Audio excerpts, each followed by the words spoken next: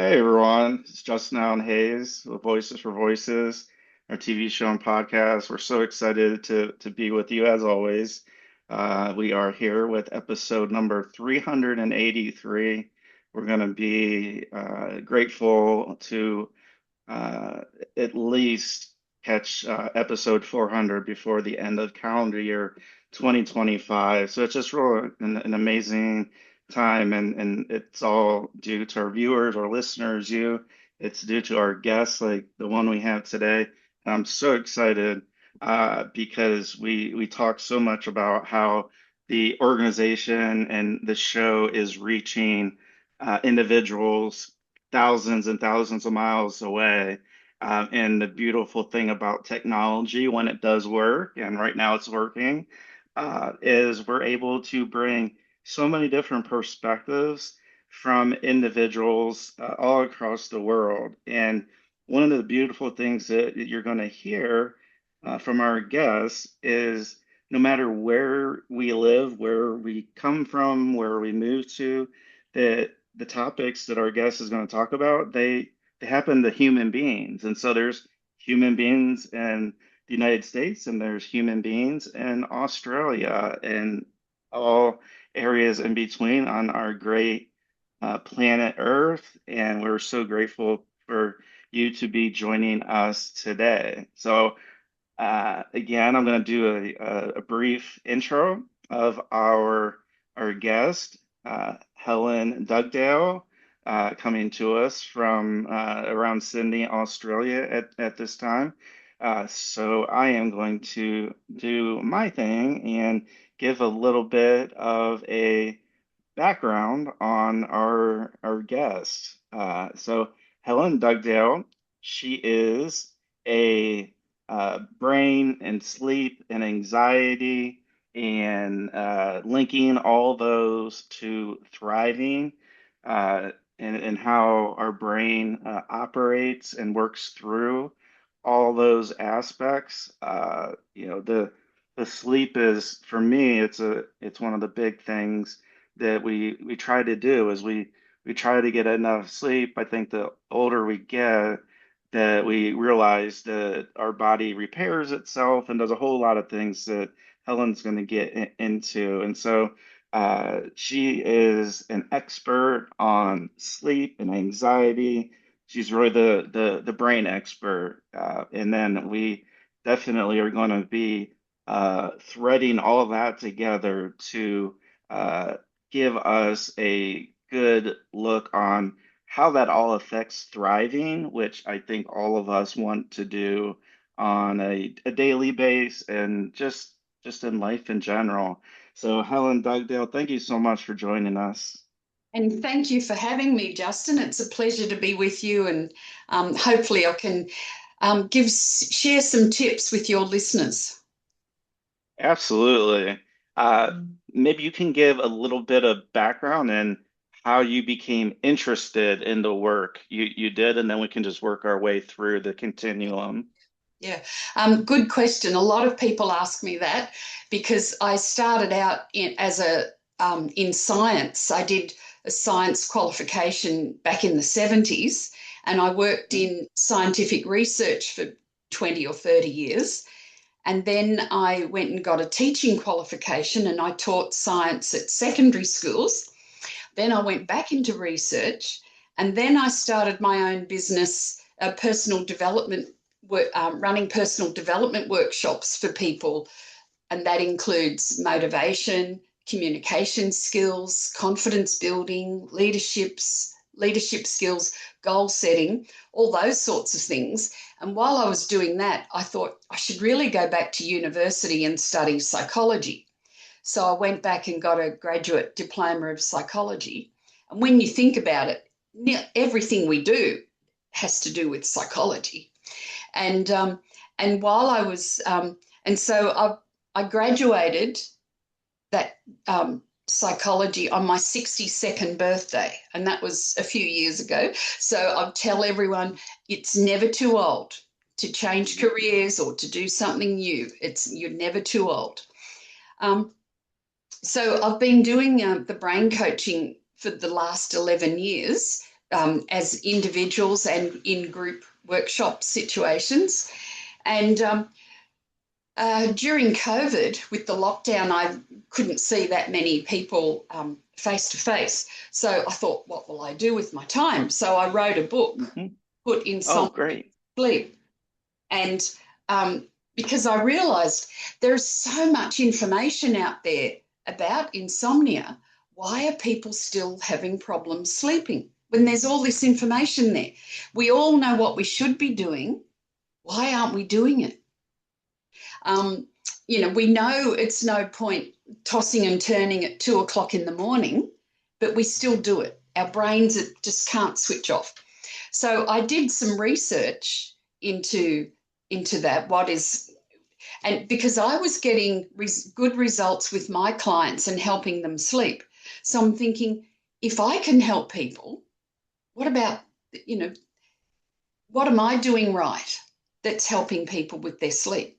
So I looked into it and wrote a book, and I worked out all the bad things you should stop doing and all the good things that you should start doing. And a lot of it, if it's not your sleeping environment, or if it's not a physical or medical ailment, usually it's an emotional thing that's keeping you awake. So the secret is to find out, what is it that's keeping you awake.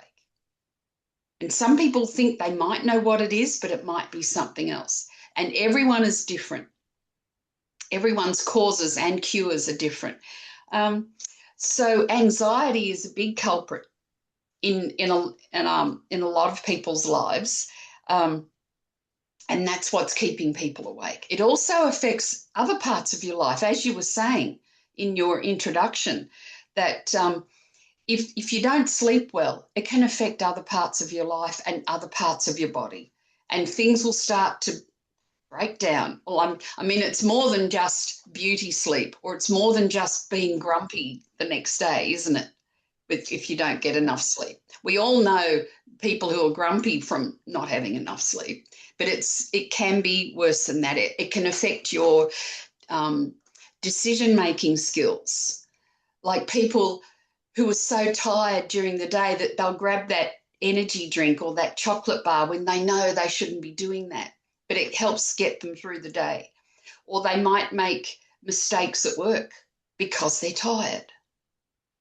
Then there's also the physiological effect of not enough sleep, that it could lead to um, those autoimmune diseases, or I know people who have got rashes because they haven't got enough sleep. So there's all sorts of things that can happen if you don't get enough sleep, and a lot of it is due to anxiety.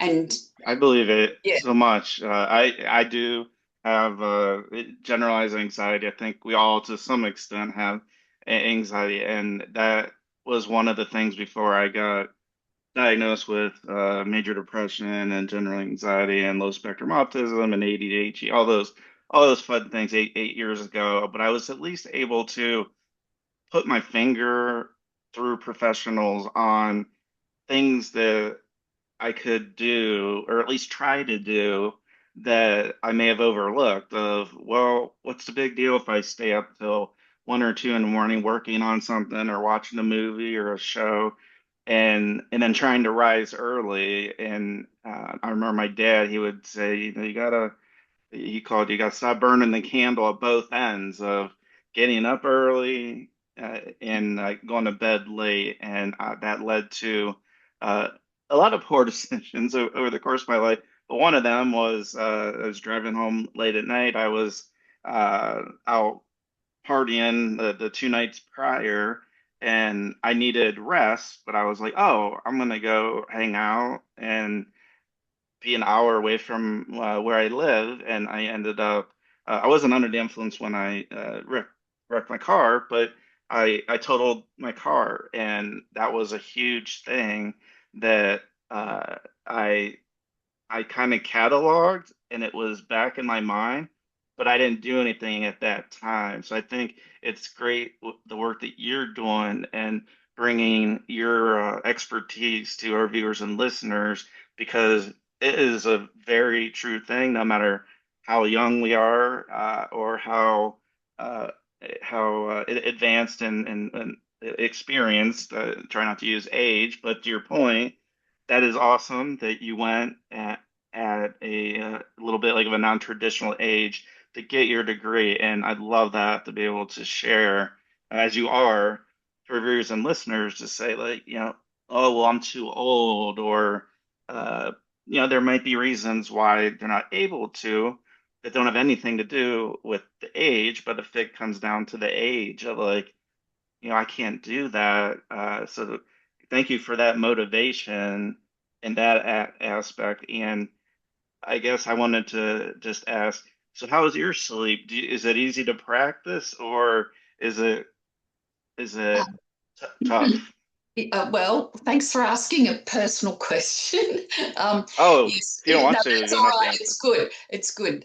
I didn't used to sleep very well at all, but now with everything I've learned over the last few years, I'm putting that into practice, and I want people to know that it is possible to change. You can change, and all the people I've helped people that have only had 2 or 3 hours a night sleep for 40 years.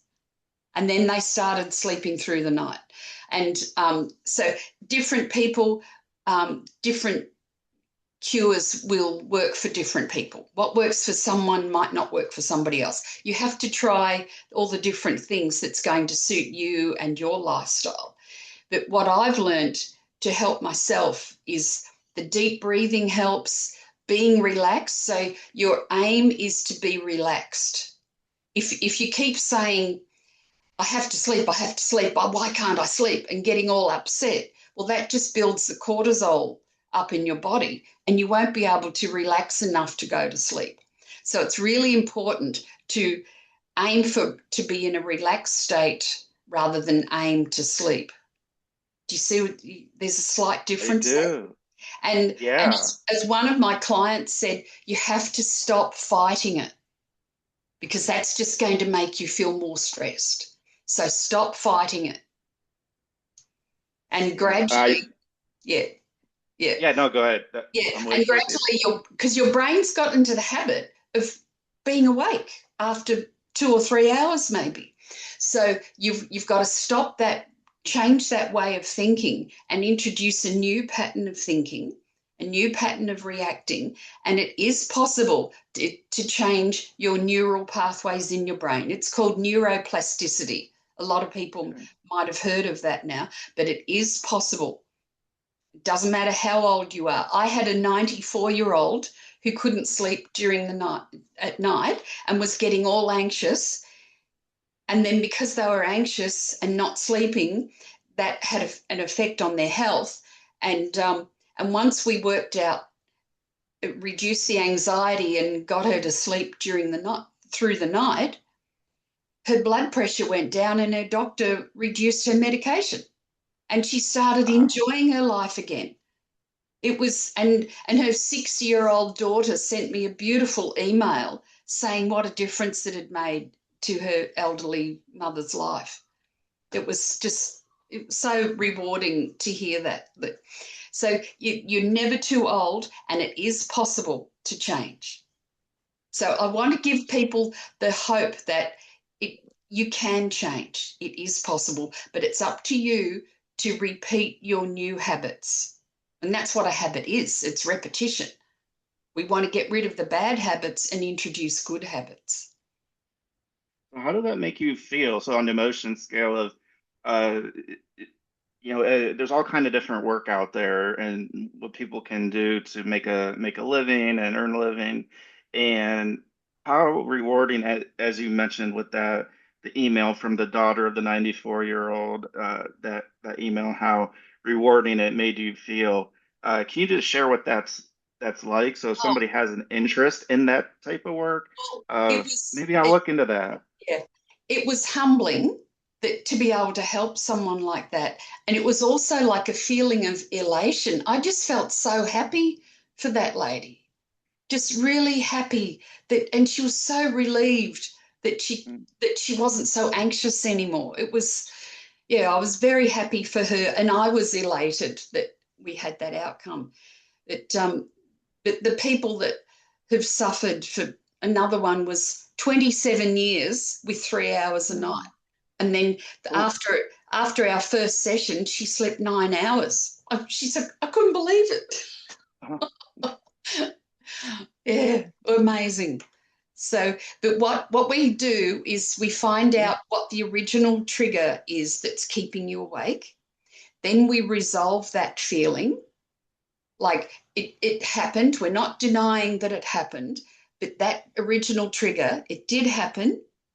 It's how you're going to let it affect you from now on.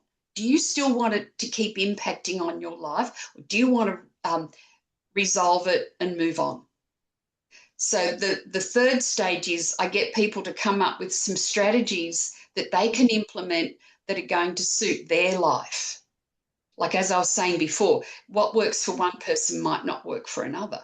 Um, but there's all different sorts of tips in the book, and I've got a one pager, a PDF one pager with my top tips of sleeping better. If people want to contact me, I can send them the one pager, or there's plenty more tips in the book. But try what works for you. But the aim is to be relaxed. And the other thing is that a lot of people are beating themselves up for whether it's valid or not. They're beating themselves up for whatever reason, and that's keeping them awake. What I also get for all of my clients is to tell me, what are your good points? What Mhm. do you like about yourself? What do your family like about you? What do your friends like about you? And a lot of people say, oh, I don't know, I can't think of anything. Then I really get it out of them what their good points are. So then as part of the moving on strategies, just keep reminding yourself, what are you good at? What do you like about yourself?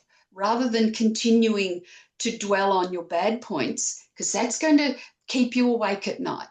Oh, I'm useless. Oh, I'm bad at this. I'm no good at that. Da da da da da. Why did I do that? Why did the person look at me that way? Whatever is going through your mind, even though you know it's silly, why are you doing this to yourself?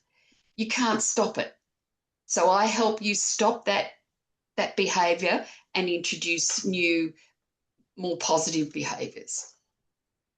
I love it. That's you're bringing unity to people in a positive way. And I know for myself, the time that I spent in corporations and larger companies, that uh, there was just so much focus on the negative, like, okay, what can I do better when the, performance reviews or whatever they come up, and it really did. It took away a lot of my happiness of what I'm doing good. It doesn't mean we're perfect, not by any stretch, but when we just, like you said, just we think about things that, oh, I'm not good at this, I'm not good at that, then it keeps my mind and others and kind of that rumination, and we just start thinking about the same thing over and over and over again. And then when you find that thing or that person like you, with your book, with your experience, with your one pager, to be able to say, hey, what are some good points? Not, okay, yeah, yeah, we do. We need to work on this. That's okay. But let's start and talk about some positives. So I love that Yeah. part of your process. And we're always learning. We can always improve. And as you said, um, we don't have to be perfect. And when you think about it, there's no such thing as perfection. You Right. might get to the top of your tree, and then people start saying, I could have done it better. I could have done it faster. I could have done it this. But so there's no such thing as perfection. You can always strive to be better, though, strive for improvement, but don't beat yourself up if you're not perfect. I even know some people who don't even start a project because they think they're not going to be perfect. Mm. So that's procrastination at its utmost. Absolutely. Been there. And that brings me on. I'm halfway through my second book about anxiety. Okay. So, and in my research, the scientists or the medical people are saying out of all the mental health disorders, anxiety is the easiest one to overcome. And you think, Mm, wow, that is a big statement, isn't it? it is. But it's true. You keep working on yourself, you can reduce your anxiety. And everyone is different. Again, everyone is different, but it is possible. I want to give people that hope. It is possible. And it's good that because it's not just, okay, I know I need to reduce my anxiety. It's finding those good things, those good traits about. So it's more like a process of starting with positive to make it a little bit easier to get to Mm. lower anxiety, even just a little bit. I'm sure you've seen Yes. like Yep. huge improvements. People or your clients are saying, "Wow, I never looked at it like that," or "I forgot about that because that was so long ago that I thought it didn't matter." Mm. And well, you can also just start with gratitude. What are you Mm, grateful for in your life? And then that leads on to like a snowballing of positive habits. And like you don't have to think of 100 things, just start off with three things that you're grateful for. And I know there's a lot of people out there spruiking gratitude, but it is helpful. If you start thinking of what are you grateful for and then what are your good points, it does have a snowballing effect and makes you feel good rather than dwelling on the negatives all the time. So, if people who are listening, if you could just think of three things right off the top of your head that you're grateful for, it doesn't have to be major, like, that's right. doesn't have to be $1 million, but you're grateful Yeah. for having fresh water. You're grateful Hmm. for a roof over your head. You're grateful for someone in your life, or a shopkeeper smiled at you. Doesn't have to be a good Yes. thing. Mm. And that's what I've learned and is in my mind, I think of what's got to be something major. Like it's got to be something big, and it doesn't need to be. It can be very small and minor, going, oh my gosh, I overlook these things on a daily basis. And while it might not be a huge thing, it gets that process of positivity started. And that's where the whole deal is to Yep. break that negativity process and just get started. And like, I feel the same way about, just being grateful for a roof overhead and clean drinking water and things that we just in our mind are so far in the future that Mm. we don't sometimes say, okay, like, can I ground myself and what am I grateful for? Well, the clothes I have, the ability to have the internet to be able to have this beautiful conversation. Yeah, exactly. Yeah, you got it. That I'm learning still on the so much to it's it's really incredible work. So when we get to the thriving part of your process of wanting to get there, you're starting with the positivity and then you're working through the sleep and the anxiety and multiple other uh, areas, but it Mm. looks like that thriving is where we maybe want to get to, but that looks probably different for everybody. Is that correct? Yes, yeah. Um, well, once you start feeling good about yourself, maybe people might start doing things differently, and Mhm. and this is where the thriving comes in. They start gradually improving their life around them. Um, I've got lots of stories where and it's not just about money, but it's about how Yeah. good you feel within yourself. But the more positive you are, things seem to happen to you or for you when you emit this positive persona, maybe, that you're not sort of this grumpy, morose person that just grunts at people. Even though you might have some sad things happen to you, there are still some good things in your life. I had can I tell you some stories, some case studies that Oh, I was gonna say, please, as much as you want to share. I had a young man who was being bullied at work, and it was really upsetting him, and he couldn't see a way out. He felt he had to stay there to earn an income, and he wasn't doing his studies. His studies would have got him a qualification that would have got him out of that situation, but he didn't have the motivation to finish his studies, and he was just being picked on, and he was very anxious and very upset about everything, as you could imagine. So his mum sent him along to see me. and anyway, we worked out what was holding him back, and then I took him through the method of thinking of the things that he's good at.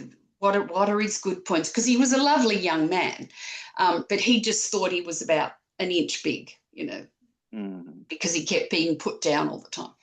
So he gave me a list. He worked out a list of things he wanted to achieve in the near future that would make him feel good, that he actually could get something done, because he kept putting things off all the time. So he did that. And then I think even the next day or the next few days, he rang me and he said, "Helen, I've done half the things on the list already." He said, "I feel so good." So that was great. And then a few weeks later, he said to me, "Helen, guess what happened?" "What?" He said, "I quit my job. I don't have to put up with those awful people anymore." And then, because he was studying, he applied for another job. And because they knew he was studying, they gave him this job that was a bit higher up that his studies would complement. And much, much nicer people. He had more autonomy. He was so happy. He said, "I didn't know life could feel this good." And so he was thriving. He was starting to stand up for himself in a nice way. And then a few years later, I caught up with him again. He started his own business, and he's got clients coming out all over the place. Very, very happy and thriving. Just, yeah, it was a good story. I am so happy you shared that, because that was me in a few years back, in that where it seemed like couldn't do anything right at work, or like, how am I gonna continue on?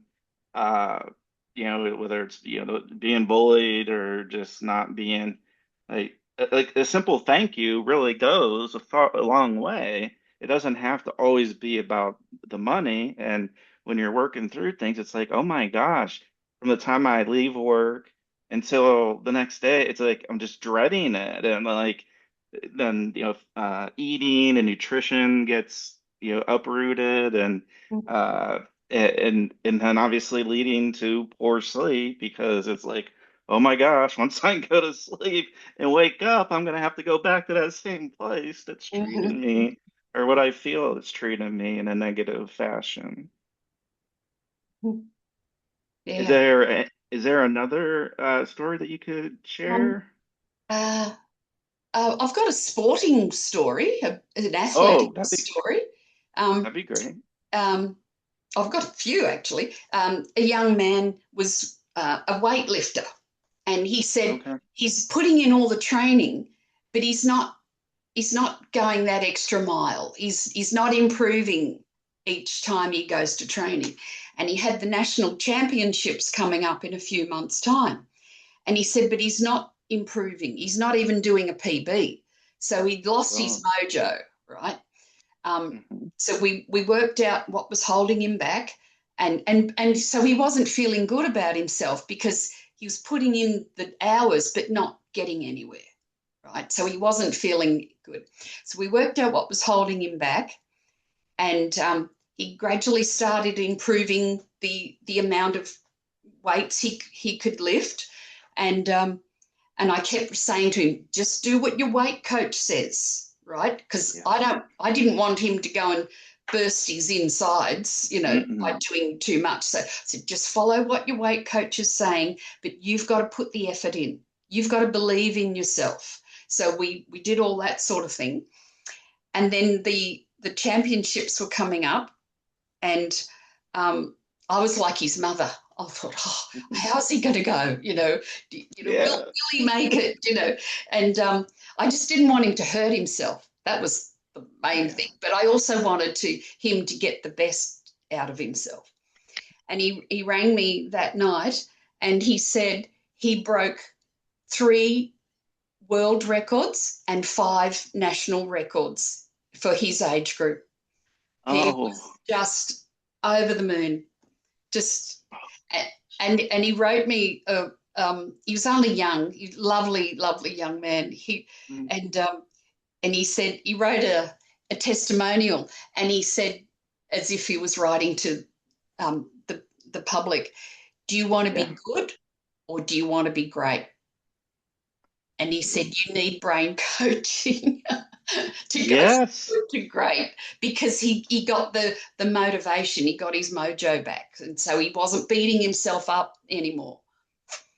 Oh my That gosh. was and that was pretty good Yeah, that's relief. awesome. Yeah, I mean, in getting that feedback, then obviously it helps you and it validates, what the work that you're Yeah, doing and yeah, that and getting that kind of that positive emotional feedback is huge no matter what kind of job we're in. And so for whether it's the weightlifting or it's the individual at work yeah, or the mm, 94-year-old or yeah, others. yeah. That's incredible. Um, and getting back to how anxiety can affect your lifestyle, like other than Please.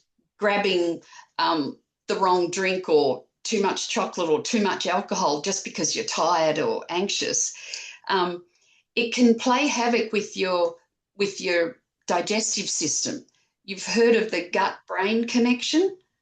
A lot of anxious people, they could get diarrhea, or they could get constipated. Their stomach gets all knotted, or their stomach is all churning up because of anxiety. There is a real definite connection between the gut and the brain. And there's been a lot of research done on that. So if you can use some tips and some strategies to reduce your anxiety, your digestive system improves. And I had a few people that would wake up every morning with a clenched stomach because they're so churned up over some issues that they would have diarrhea. And it was just, and it affected their getting to work because of all these stomach issues. So we worked out what the cause of the anxiety was, developed some strategies to reduce their anxiety. They don't have a clenched stomach when they wake up in the morning. They used to dread the mornings because of how their insides felt. So they was very relieved in more ways than one. Yeah, oh, yeah, for sure. I remember a few years back, so it's like my lowest mental health part was kind of my worst day, but the best because I was letting go of the control and getting the help that I needed. So really, I just passed through eight years in this past November of being sober, number one, and just trying to use the second half of my life for helping and instead of everything's got to be about me, which looking back, there was a lot of things I was chasing different titles at work and going out, and I was doing things that I assumed were what I should be doing, but like nobody told me that. It was just, oh, well, I'm at university, so I'm gonna go out and drink and do all that partying, and that kind of carried over when the university was done. And then I was having these different things along the way that I was just burying in my brain, and I didn't talk to anybody about that. And once I started to do that, I started to improve very, very much. But getting to the sleep part, there were many years that would go by where I was terrified to go to bed. There were times when uh, different individuals I would connect with, they would mention like trying to meditate and just trying to slow down my breathing and I mean doing all those types of things. And every time I did that, it I saw like a shark. Like it says like, go to your happy place, go to like where you're, and for me it's usually the ocean and the sand, and the one thing I was always going back to was going to like a pier, and I was going and I was sitting down and my feet were just dangling, and I was just listening to the waves, and then all of a sudden the shark would come out of nowhere, and that shark now is nowhere to be seen for me. But it's one of those things that I have no doubt that lowering the anxiety and other things was a huge thing. And I'm sure there's a lot of viewers and listeners that have, like you said, that clenched stomach and just dreading and having that effect if they're traveling too of Mm, maybe missing a flight or a train and mm, missing getting to work late. yeah, yeah. But I want to give people a really easy example of how it is possible to change. And it's, as I was saying, it's neuroplasticity, rewiring your brain. Like an easy example to understand is if you're right-handed and you've hurt your Mhm. right hand and you have to use your left, it's awkward to start with, isn't it? It's very awkward to hold the pen or hold the computer mouse or whatever. And the more you do it, the easier it gets. And that's because your brain is rewiring and sending messages down to your left hand saying, hold the pen this way, hold the cup this way, hold the mouse that way. So that's your brain rewiring to your left hand from your right hand, right? That's an easy way of explaining neuroplasticity. So another example is you've heard people who keep saying, "Oh, I'm bad at maths. I'm no good at maths. I'm terrible at maths. I'm always bad." Well, guess what? They will be bad at maths because that's what they're telling themselves. What if you told yourself something good? That I am good at this. I am capable. I can do it. Keep saying it. Repeat, repeat, repeat. Like when in your recovery, I bet you repeated all those positive Mhm. habits. And the more you repeat something, the more likely it's going to connect in your brain. It's like Absolutely. Aristotle said it 2,000 years ago, that Greek philosopher, that you are what you repeatedly do. So it's not something we've just invented in this new age. And if you think about it, you are what you repeatedly do. So if you keep saying, I am a good person, I am capable, I am calm, or whatever it is that rings a bell for you, that's how you're going to be. But you have to repeat it. Um, I've got a story that, even though it's about horse riding, you can Mhm. apply it to any part of your life. I Great. had a client who was a rodeo rider, and she bred her own horses, trained her own horses, ridden horses her whole life. And she said, I keep coming second and third. And I know I'm just as good as the people who come first. Why? What's holding me back? Why can't I win?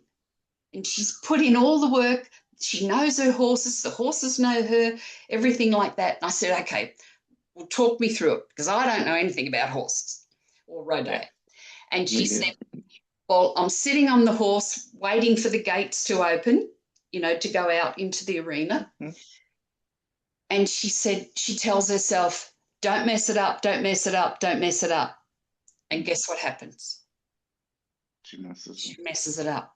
So we worked out what was holding her back, came up with some new strategies. And I said, what do you want to tell yourself? Instead of don't mess it up, what do you want to tell yourself?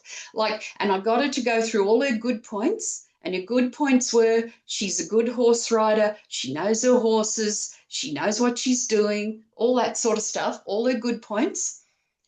And she said, okay, I want to be able to say, I've got this. I've got this. I've got this. Mm-hmm.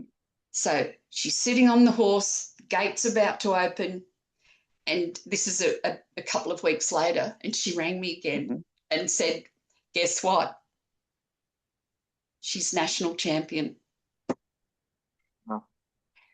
And I said, tell me what happened. She said, I found myself, I started to say, don't mess it up. But then she stopped herself and said, I've got this, I've got this, I've got this.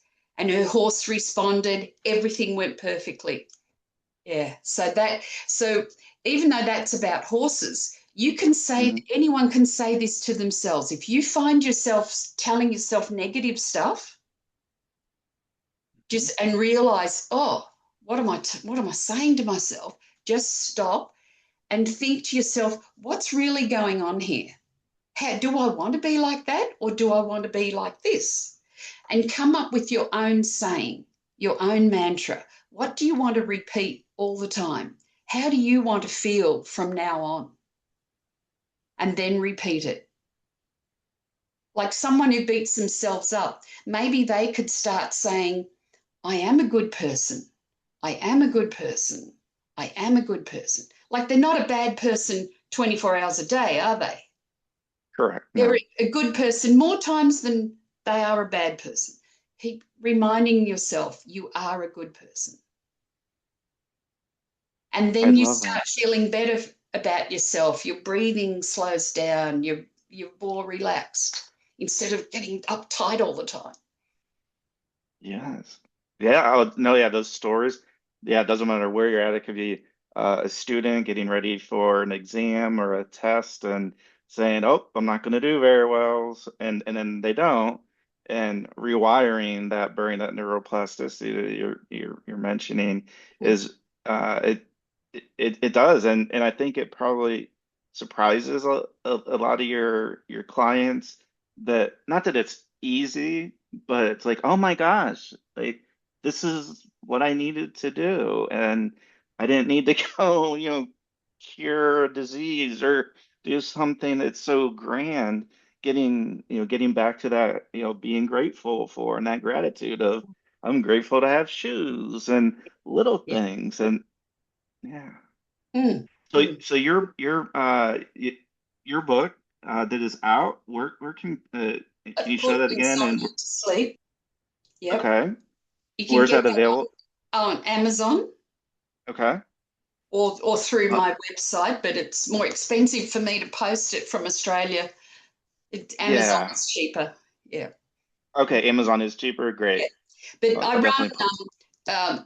individual consultations on Zoom, and I Okay. also do group workshops. I did a, I did a group Mhm. workshop on Zoom, and someone fell asleep Oh, because probably because they were feeling bad. Yeah, they they were were like, feeling. oh, I went through a few exercises to give them examples. This is what you can do at home, and he fell asleep in about 15 seconds.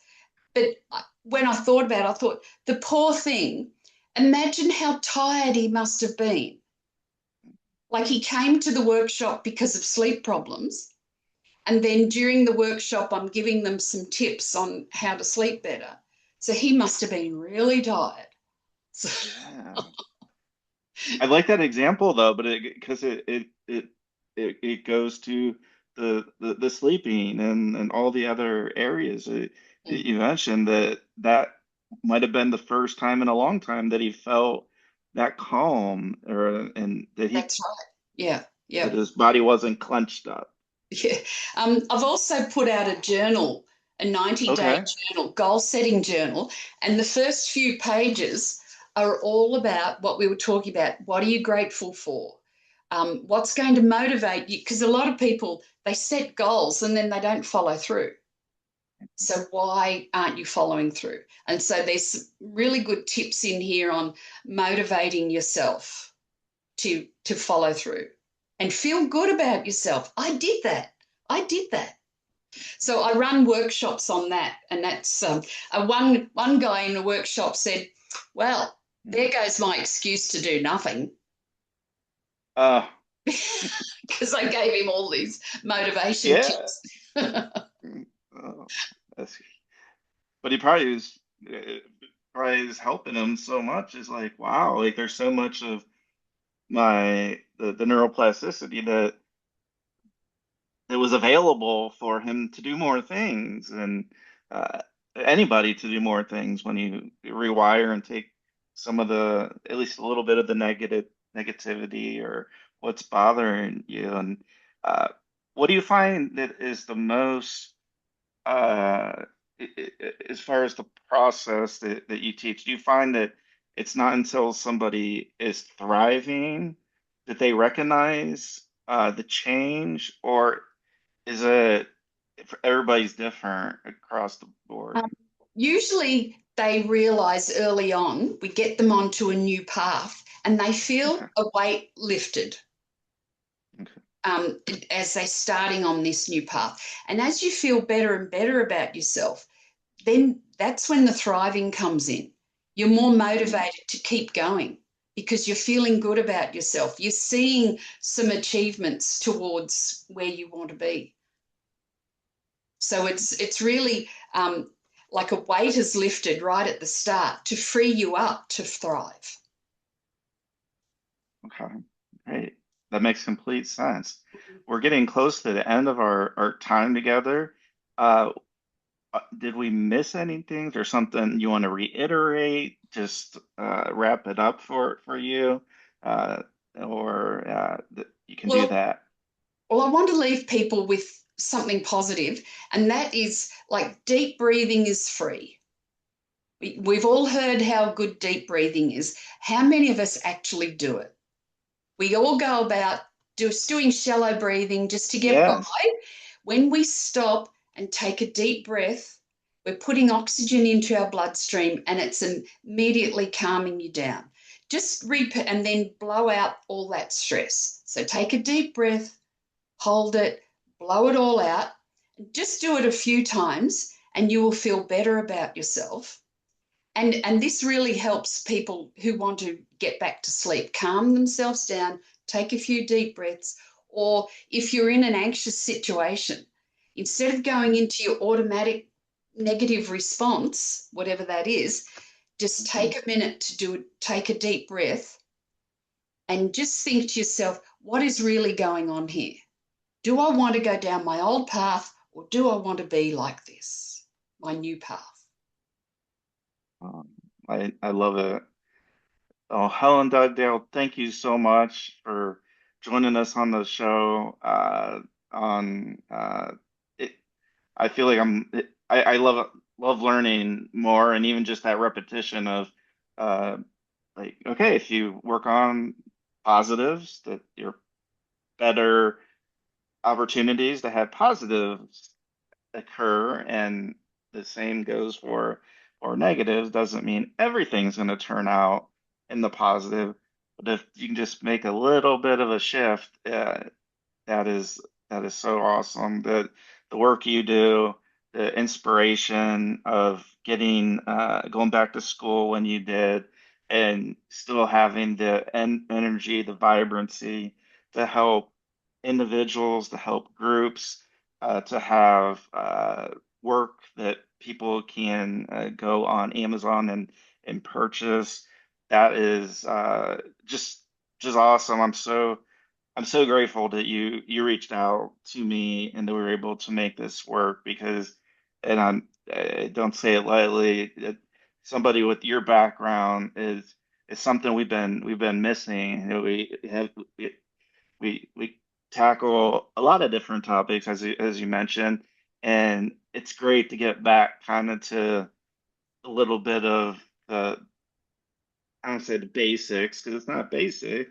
Um, and it is just so rewarding that the stories that you shared of individuals all across the spectrum, from a younger individual with the lifting to the 94-year-old, and it really there's no person, there's no too early or too late to get started. So thank you for being on the show, and thank you for doing what you are doing. And I just want to mention my mom's name is Helen, so she's gonna love this this particular episode especially. So Well, thank you, Justin. It's been a pleasure, and I hope there's been a few tips amongst all that that your listeners can benefit from. I'm happy to answer emails or go on Zoom okay, if anyone's got any questions. I'm happy to do that. Take okay, yeah. great, But yeah, and I'm then grateful for you being available and grateful for your mhm. podcast and spreading the message out to people. Good on you.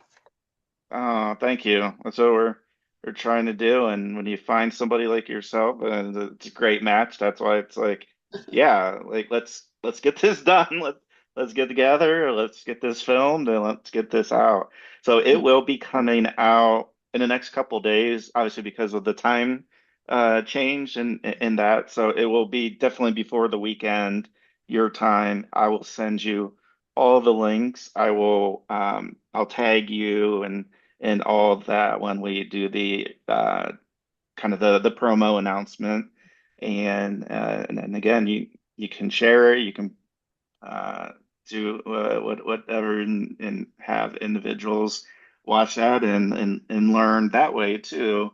And thank you for putting yourself out there and sharing the stories. I love them. That I'm a like a visual type of learner, so I follow those stories, and it makes a lot better sense to me. Whereas other people might find the words and the definitions and that a little easier to comprehend. But I'm definitely a visual, so thank you for covering both of those.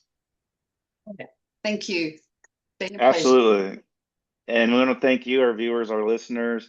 Episode 383. You just saw or listened to our interview from many thousands of miles away in Australia, in the Sydney, Australia time zone.